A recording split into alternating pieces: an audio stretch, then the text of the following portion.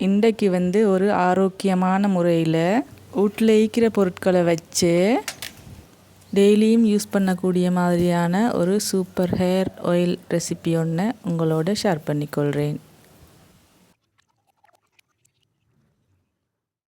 Welcome to home life and kitchen.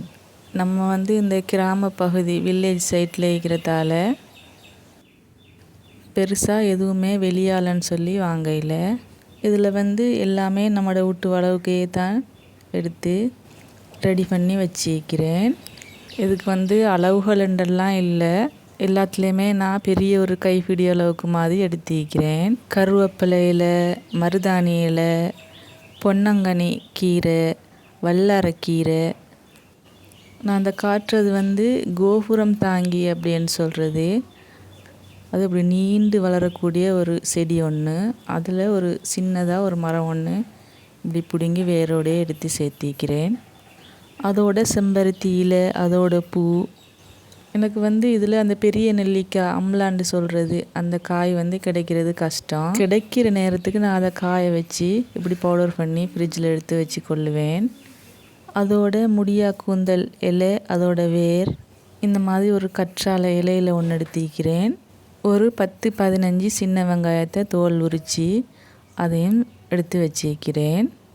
இப்போ எல்லாத்தையுமே நல்ல ஒரு பேஸ்ட்டாக அரைச்சி எடுத்துக்கொள்ளணும். அதுக்கடையிலேயே இப்படி தேங்காய் எண்ணெயை கொதிக்க வைக்கக்கூடிய மாதிரியான நல்ல வாய் அகண்ட நல்ல பெரிய ஒரு சட்டி ஒன்று, அடுப்பை நல்ல ஒரு லோ ஃப்ளேமில் வைக்கணும். அதுக்கு பிறகு நான் அந்த தேங்காய் எண்ணெயை சேர்த்துக்கொள்கிறேன். தேங்காய் எண்ணெய்ன்னு சொன்னால் நான் இது தெம்பிலி என்று சொல்கிறது அந்த செவ்விளனி அந்த மரம் வீட்டிலே ஈக்குது. அதில் காய வச்சு அந்த தெம்பிலி கொப்பராவில் எடுத்த தேங்காய் எண்ணெய் தான் இது. அடுப்பை எவ்வளோக்கும் லோவில் வைக்கணும், ஸ்லோவாக கொதித்து வரணும். நான் தேங்காய் எண்ணெய் வற்ற வச்சு எடுக்கிறதுக்கு 3-4 ஹவர் போச்சுது. அந்த அளவுக்கு அதை நல்ல லோவில் வச்சு மெதுவாக கொதிக்க வச்சு எடுக்கணும்.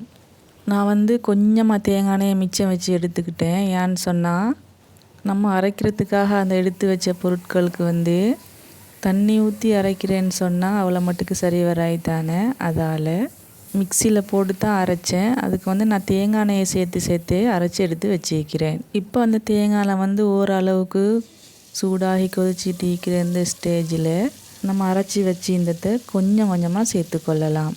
ஃபுல்லாகவும் மொத்தத்தையுமே சேர்த்துறாமல் மெதுவாக கொஞ்சம் கொஞ்சமாக சேர்க்கணும். ரொம்பவுமே கேர்ஃபுல்லாக செய்யணும். கைகளில் இந்த ஓயிலெல்லாம் தெரித்து காயங்கள் இடையில லைட்டாக கிளறி விட்டுக்கலாம்.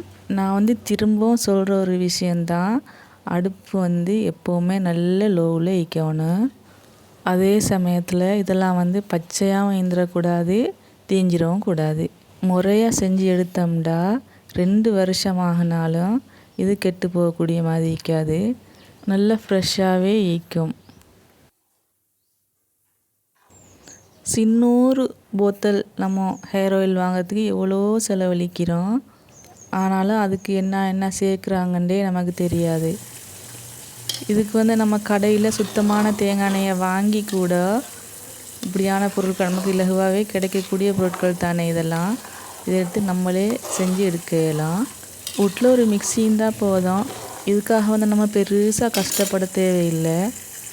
மொத்தமாக ஒரு 2-3 லிட்டருக்கு நம்ம செஞ்சு வச்சுட்டா வருஷத்துக்கும் ஈக்கும். அப்படியே இளநரை, பொடுகு தொல்லை, முடி உதிர்வு எல்லாத்துக்குமே மிச்சம் ஹெல்ப் பண்ணக்கூடிய ஒரு ஹேர் ஆயில் தான் இது. கண்டிப்பாக நீங்களும் ஒரு டைனா இந்த ஹேர் ஆயிலை செஞ்சு ட்ரை பண்ணி பாருங்கள். எப்படி வந்துச்சுதுன்னு கமெண்ட்ஸில் சொல்லுங்கள். இது வரைக்கும் என்னோடய சேனலுக்கு சப்ஸ்கிரைப் பண்ணாமலே பார்க்குறீங்கன்னு சொன்னால் ப்ளீஸ் சப்ஸ்கிரைப் பண்ணிக்கொள்ளுங்கள். இந்த வீடியோ பிடிச்சிருந்தால் லைக் பண்ணுங்கள், ஷேர் பண்ணுங்கள். 70% ரெடி ஆகிக்கிட்டு வர கொள்ளைக்கு நான் ஃப்ளேமை ஆஃப் பண்ணி வச்சுட்டேன். கொஞ்சம் நல்லா ஊறட்டும் அப்படின்றதுக்காக. அப்படியே ஒரு நைட் ஃபுல்லாக ஆஃப் பண்ணி வச்சுட்டேன், நல்லா ஊறி வரட்டும் அப்படின்றதுக்காக.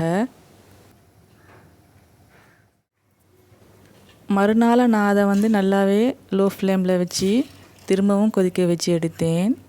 இப்போ நல்லா கொதித்ததும் இந்த மாதிரி கரண்டியில் நம்ம எடுத்து கைகளால் எடுத்து பார்த்தா கொஞ்சம் முறுமுறுப்பாக ஈக்கும், ஆனால் தீஞ்சி ஈக்கக்கூடாது. நல்ல முறுமுறுப்பாக நல்ல ஒரு வாசனையாக நல்ல க்ரீன் கலராக ஈக்கும் ஆயில். இப்படி இருந்துன்னு சொன்னால் 100% ஹேர் ஆயில் ரெடி ஆகிட்டுன்னு அர்த்தம்.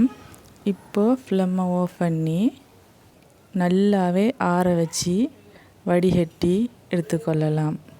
நல்லா கூலாகினதுக்கு பிறகு தான் நம்ம பாட்டிலில் வடித்து சேர்க்கணும். இல்லைன்னு சொன்னால் கெட்டு போகிறதுக்கான சான்ஸும் இருக்குது.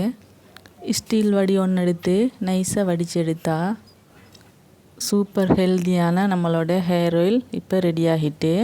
இன்னொரு விஷயம் ஒன்று நான் உங்களோட ஷேர் பண்ணிக்கொள்றதுக்கு ஆசைப்படுறேன். என்னன்னு சொன்னால், நம்ம எவ்வளோ விலை கொடுத்து இந்த ஹேர் ஆயிலை வாங்கி தலைக்கு போடுறோம். ரொம்ப முக்கியமான ஒரு விஷயம் என்னன்னு சொன்னால், நம்ம சக்தியான சாப்பாடுகளை தின்றதுக்கு மறந்து போயிடுறோம்.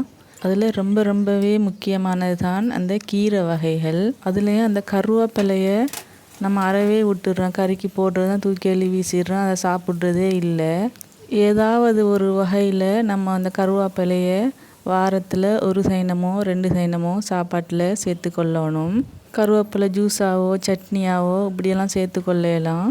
கருவேப்பிலை ஜூஸ் எல்லாம் அவ்வளோ டேஸ்ட்டாக இருக்கும். இன்ஷா அல்லாஹ் நான் ஃப்யூச்சரில் இந்த கருவேப்பிலை ஜூஸ் எப்படி செய்கிறேன்னு ஷேர் பண்ணுறேன். இப்போ எல்லா ஆயிலையுமே வடித்ததுக்கு பிறகு லாஸ்ட்டாக இந்த மாதிரி சக்கை வரும்.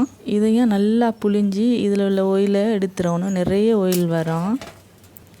எல்லாம் முடிஞ்சு நம்மளோட இந்த ஹேர் ஆயில் போத்தலுக்கு நான் 750 மில்லி ஒரு போத்தலுக்கு 1 ஸ்பூன் கரிஞ்சீரகம், 1 ஸ்பூன் உளுவரிசி வெந்தயம்னு சொல்கிறது போட்டு வச்சுக்கிறேன். நம்ம இந்த தேங்காயை மிச்ச நாளைக்கு வச்சு யூஸ் பண்ண போகிறோம் அப்படின்றதால நல்லா ஊறி இன்னுமே நல்லா ஆரோக்கியமாக இருக்கும். அவ்வளோதான், பெரிய கஷ்டமெல்லாம் ஒன்றும் இல்லை. இப்படி செஞ்சு நீங்கள் ஹேருக்கு போட்டு பழகிட்டீங்க அப்படின்னு சொன்னால் முடிய நீங்களே அதை ரெடி பண்ணி போட பழகிக்கொள்ளுவீங்க. இது வரைக்கும் நம்மளோட சேனலுக்கு நீங்கள் சப்ஸ்கிரைப் பண்ண இல்லைன்னு சொன்னால் ப்ளீஸ் சப்ஸ்கிரைப் பண்ணிக்கொள்ளுங்கள், லைக் பண்ணிக்கொள்ளுங்கள், ஷேர் பண்ணுங்கள், கமெண்ட் பண்ணுங்கள். இன்ஷா அல்லாஹ் இன்னும் ஒரு இன்ட்ரெஸ்டிங்கான வீடியோவில் உங்கள் எல்லாரையுமே சந்திக்கிறேன்.